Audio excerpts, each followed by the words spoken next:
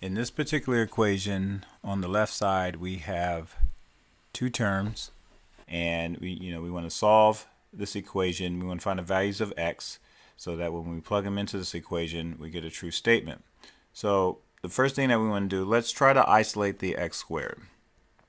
So let's see if I'll so this is positive 81, so we subtract 81 from both sides,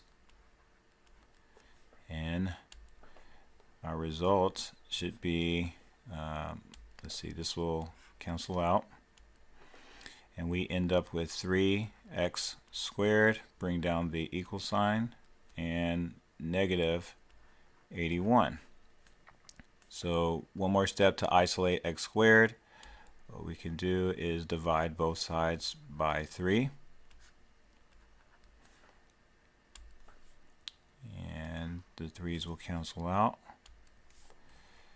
So we have x squared equal to negative 27. Okay, so what we're trying to do is find some number out there that if I square it, I get a negative 27. Well, let's look at this case over here. All right, let's just look at x squared equal to positive 27, and let's try to solve this. And that means I would have to take the square root of both sides, and when I do that, it reduces the left side to x. And so my solution, I can either get a positive or negative, it'd be positive or negative square root of 27. And this would, I can break this down even further to 9 times 3, and then this is 3 times 3. So I have a pair of 3's here that when I remove them, the result that I get is x is equal to positive or negative 3.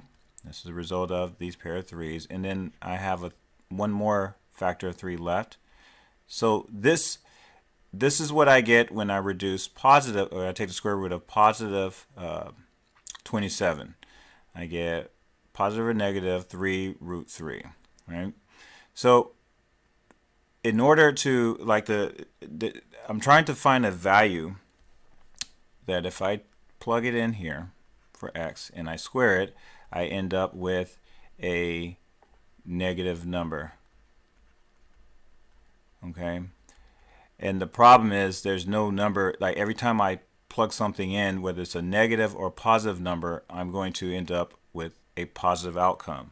For example, if I take this positive 3 root 3, okay, and I square it, the result that I get would be 9 times 3, which is equal to positive 27. Okay, and if I take the other solution and do negative 3 root 3 and square it, I still end up with, in this case, what's in front, I will have a negative 3 times a negative 3, and then when you square root 3, you have this.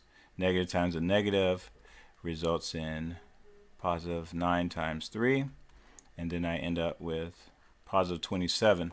So in other words, there's not going to be, the conclusion for this is there is no real solutions.